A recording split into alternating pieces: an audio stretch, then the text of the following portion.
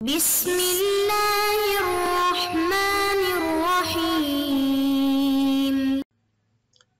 اعوذ باللہ من الشیطان الرجیم بسم اللہ الرحمن الرحیم۔ عزیزان کرام، ہم امر دوازدہم میں لفظ کے ایک سے زیادہ معنی میں استعمال کی بحث کو پڑھ رہے تھے۔ اس بحث کے آخر میں فقط ایک توہم اور رفع توہم کے اعتبار سے ایک بحث جو ہے وہ موجود ہے، اس کو ہم مکمل کرنا چاہتے ہیں۔ وہ لوگ جو قائلین ہیں کہ لفظ جو ہے وہ ایک سے زیادہ معانی میں استعمال ہو سکتا ہے، ان کے نزدیک کون سا دلیل ہے کہ بھائی یہ استعمال صحیح ہے؟ انہوں نے معیدات میں سے ایک معید کو ذکر کیا ہے کہ ادلہ بھی اپنی جگہ پہ ذکر ہوئے، لیکن ایک معید یہ بھی ہے۔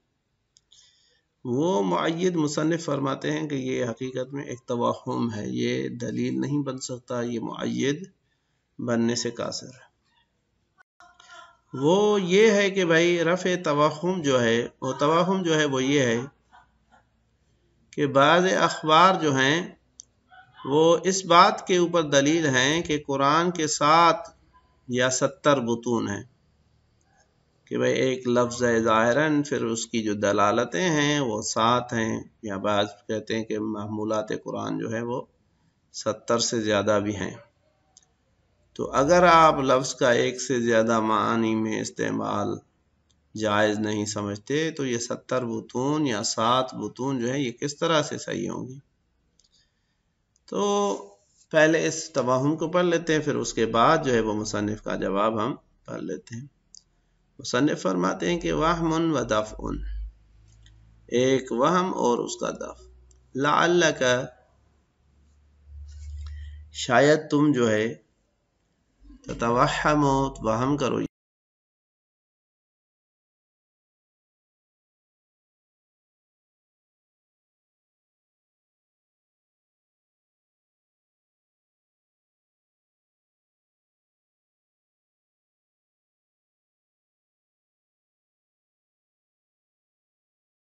تو یہ اخبار جو ہیں تدل علی وقوع استعمال لفظ فی اکثر من معنی واحد،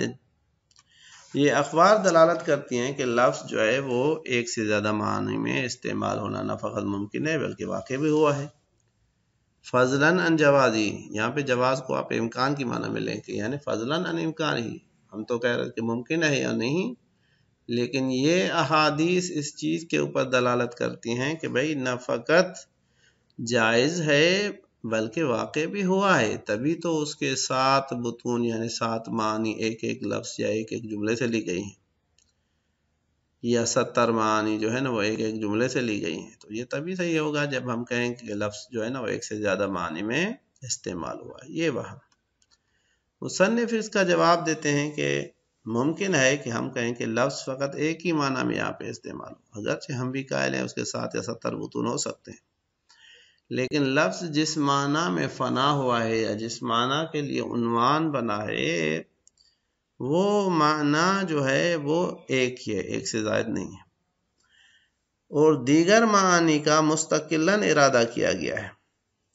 اور یہ لفظ ان معانی کے لیے امارہ و نشانی ہے۔ اس کو اگر ہم سمجھنا چاہیں تو اس طرح سے سمجھ سکتے ہیں کہ بھائی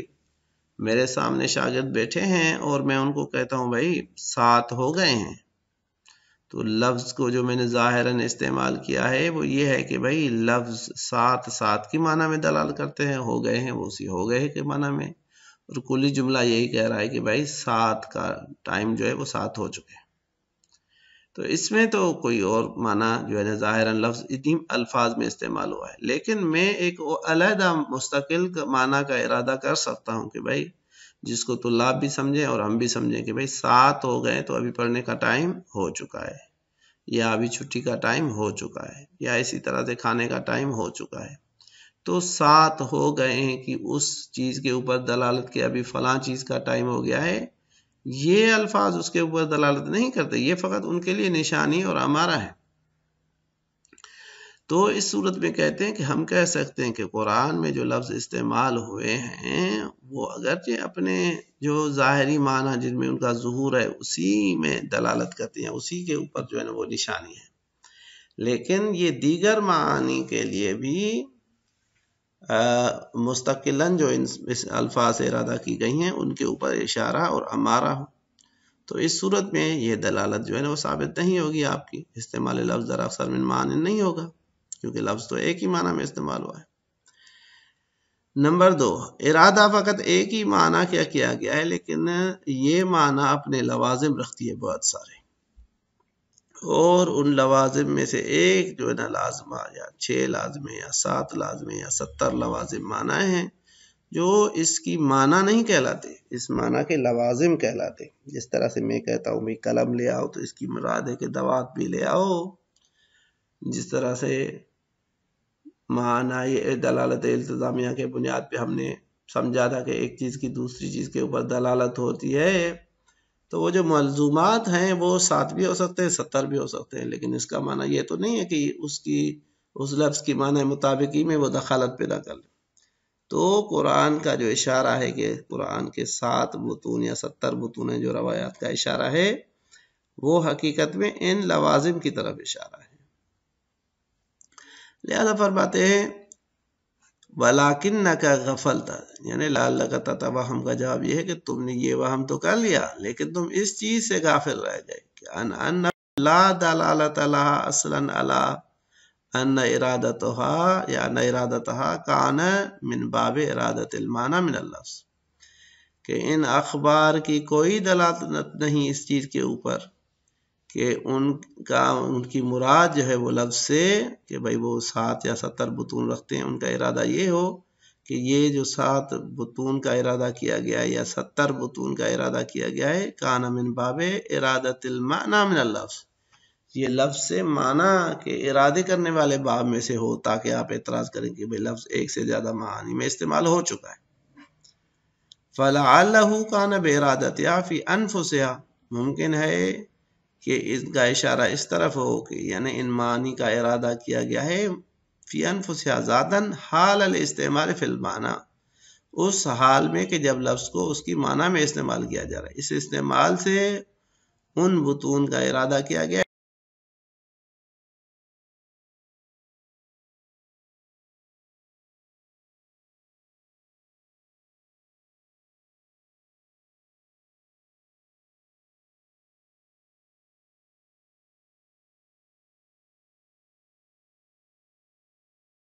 لفظ کے الفاظ جو ہے نا اس معنی کے اوپر دلالت نہیں کرتے، بلکہ وہ معنی مستقلاً ان الفاظ سے مراد دی گئی ہیں، اور متکلم نے ایسا قرینہ بھی نصب کیا ہے جس سے پتہ چلتا ہے مخاطب بھی جو ہے وہ اسے آشنا ہوتا ہے، جیسے ہم نے مثال دی کہ بھئی 7 ہو چکے ہیں۔ او کان المراد من البطون لوازم معناہ المستعمل فیہ اللفظ، یہاں ہم کہیں گے کہ مراد یہ نہیں ہے کہ لفظ 7 معنوں میں یا 70 معنوں میں مستقلاً استعمال ہو رہا ہے،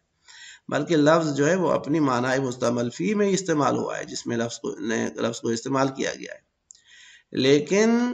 وہ جو دیگر بطون ہیں وہ بطون جو ہیں وہ لوازم معنی میں سے ہیں، نہ کہ خود مستقل معنی ہو۔ وَإِنْ كَانَ إِفْهَامُنَا قَاصِرَةٌ عَنِ إِدْرَاكِهَا، اگرچہ ہمارا ذہن جو ہے وہ ان تمام وجوہ یا بطون کے لوازم کو ان کے لازمے کی جہت کو سمجھنے سے شاید قاصر ہو کہ بھئی یہ کس طرح سے اس کے لوازم میں سے، لیکن وہ ہوں جو ہے نا وہ لوازم ہی، تو اس بنیاد پہ ہم کہہ سکتے ہیں کہ یہ وہم بھی جو وہ کافی نہیں ہے۔ کلی طور پہ یہ ہوا کہ لفظ کے اکثر من معنی استعمال کے حوالے سے مصنف کی رائے یہ ہوئی کہ بھئی یہ کیونکہ عقلاً محال ہے لہذا جائز نہیں ہے، عقلاً جائز نہیں ہے، دیگر وجوہات جو ہیں وہ مستدل نہیں ہیں۔ اس کے بعد اگلا جو ہمارا بحث آ جاتا ہے وہ مشتق کی بحث ہے، اور یہ 13واں امر اور آخری امر ہے مقدمات کفایہ میں سے، کہ بھئی مشتق کا جو استعمال ہے اس ذات میں کہ جو متلبس بالمبدأ ہے اور حالن ہے اس میں تو حقیقت ہے، اور جو مستقبل میں ہوگی وہ عام مجاز ہے، لیکن جب ایک تلبس جو ہے وہ منقضی ہو گیا ہو تو اس کے بعد اس کا استعمال کس طرح سے۔ اب سب سے پہلے کہ ہم اس بحث کو چھیڑیں اور اس کی وضاحت کریں، کچھ اصطلاحات ایسی ہیں کہ جن کی وضاحت ضروری ہے تاکہ آگے چل کے آپ ان اصطلاحات میں مفہوم کے اعتبار سے گھبراہٹ کا شکار نہ ہوں اور ناسمجھی کا شکار نہ ہوں کہ بھائی ان سے کیا مراد ہوئی بار بار، کیونکہ یہ اصطلاحات ذکر ہوں گی،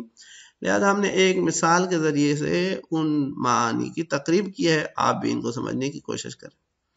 جب میں کہتا ہوں زید قاتل، تو یہاں پہ ایک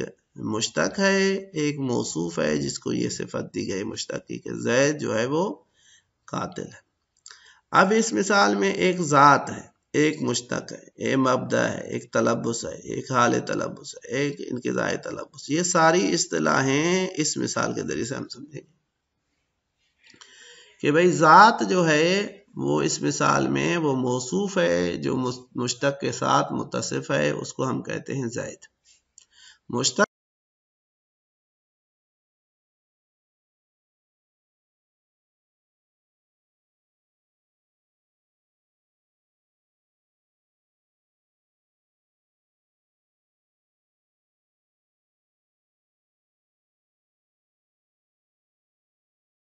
اس سے پیدا ہوتا ہے وہ مشتق بنتا ہے،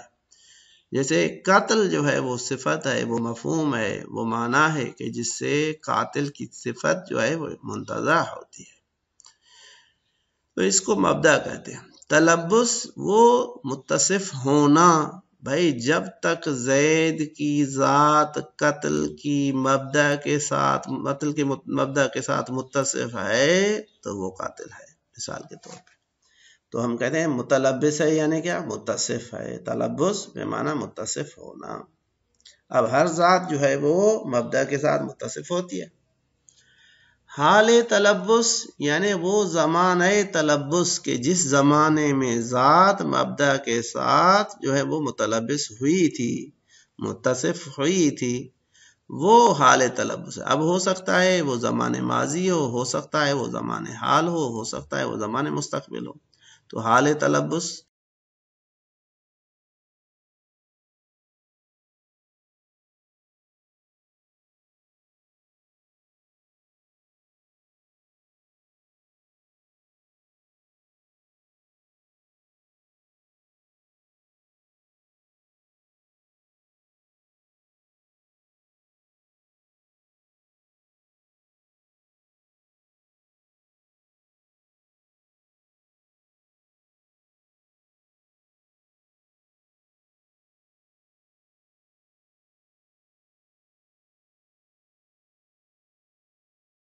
اس کے علاوہ اب اگر ہم یہاں پہ بحث کریں کہ محل اتفاق کون سی چیزیں ہیں اور اس میں مشتق میں محل نزاع کیا ہے، تو ہم ان کو اس صورت میں بیان کر سکتے ہیں کہ بھئی لفظ مشتق کا استعمال اس موصوف میں جو فعلاً اور زمان حال میں متصف ہے وصف کے ساتھ، یہ حقیقت ہے۔ یعنی اگر ہم کہیں زید قاتل الان او غدن او ہم سے زمانے کا لحاظ کریں تو یہ استعمال حقیقت۔ اسی طرح سے اگر ہم کہیں زید قاتل اور مراد جو ہے وہ زمان حال ہو، اس وقت وہ زید جو وہ قاتل کی صفت کے ساتھ متصف ہو، تو اس کو تو ہم کہہ سکتے ہیں کہ بھئی یہ مشتق کا جو استعمال ہے اس صفت قاتل میں یا قاتل کہنا زید کو، وہ حقیقت ہے۔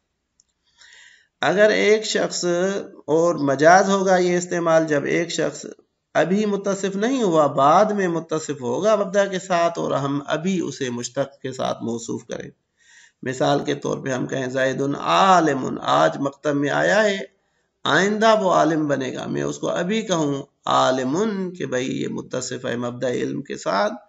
تو یہ مجاز ہے، اس کے اوپر بھی علماء کا اتفاق ہے۔ محل نزاع جو ہے وہ فقط ایک صورت میں ہے، وہ یہ ہے کہ جب لفظ مشتق ایسے موصوف میں کے ساتھ استعمال ہو کہ جو ماضی میں مبدا کے ساتھ متصف تھا یا اس وصف کے ساتھ متصف تھا، وہ صفت اب زائل ہو چکی ہے۔ مثال کے طور پہ کل وہ جو ہے نا وہ قائم تھا، یا کچھ دیر پہلے وہ قائم تھا، اب وہ بیٹھ گیا ہے۔ اب بیٹھنے کے بعد اس کو قائم کہنا حقیقت ہے یا مجاز ہے، اس بات میں اختلاف ہے۔ تو مابحث ہماری جو تیسرے امر ہے اس کی بحث اس طرح سے ہوگی کہ الثالث عشر، تیسرا بحث، انہم اختلفوا فی ان المشتق حقیقت فی خصوص ما تلبس بالمبدأ فی الحال، علماء نے اختلاف کیا ہے کہ مشتق آیا حقیقت ہے فقط اس مورد میں کہ جہاں پہ ذات جو ہے وہ متلبس ہوتی ہے، موصوف ہوتی ہے مبدأ کے ساتھ زمان حال میں، اس میں فقط حقیقت ہے، او فیما یعمہ، یا حقیقت ہے اس میں بھی جو خصوص تلبس بالحال کو بھی شامل ہوتا ہے، وما انقضا عنہ، یا جس سے تلبس وہ ضائع ہو چکا ہے، علی اقوال، اس میں کیا ہے؟ چند اقوال ہیں، علماء کے چند اقوال ہیں، کچھ کہتے ہیں کہ حقیقت ہے فیما انقضا عنہ میں، بعض کہتے ہیں مجاز ہے، بعد الاتفاق علی کونہ مجازا فیما یتلبس بھی فی الاستقبال، اس کے بعد کے علماء کا اتفاق ہے کہ یہ مشتق کا استعمال اس ذات میں کہ جو متصف ہوگی اس صفت کے ساتھ مستقبل میں، اس میں اس کا استعمال مجاز ہے، اس میں اتفاق ہے، اور اس طرف زمان حال میں جو استعمال ہے وہ بھی حقیقت ہے، اس میں بھی اتفاق ہے۔ اختلاف فقط کیا ہے کہ آیا مشتق فیما انقضا عنہ کو شامل ہوتا ہے یا نہیں۔ ایک آدمی جو کل مثال کے طور پہ عالم تھا، آج عالم نہیں ہے، آج اس کو عالم کہہ سکتے ہیں یا نہیں کہہ سکتے؟ کل جو ہے وہ قائم تھا، آج قائم نہیں ہے، آج اس کو قائم کہہ سکتے ہیں یا نہیں؟ کل مریض تھا، آج اس کو مریض کہنا حقیقت ہے یا مجاز ہے جب مرض ختم ہو چکا ہے؟ کہتے ہیں وقبل الخوض فی المسألة وتفصیل الاقوال فیها وبیان الاستدلال علیہا ینبغی تقدیم امور، اس سے پہلے کہ اس مسئلے میں غور کیا جائے اور اقوال کی تفصیل کو ذکر کیا جائے اور محل استدلال اور ادلہ کو ذکر کیا جائے، ینبغی تقدیم امور، کچھ امور کو بے عنوان مقدمہ جو ہے وہ ذکر کرنا لازمی ہے، جن کو ہم یہاں پہ ذکر کرتے ہیں، اس کے بعد جو ہے وہ اصل بحث کی طرف آئیں گے۔ صلی اللہ علیہ وآلہ وسلم۔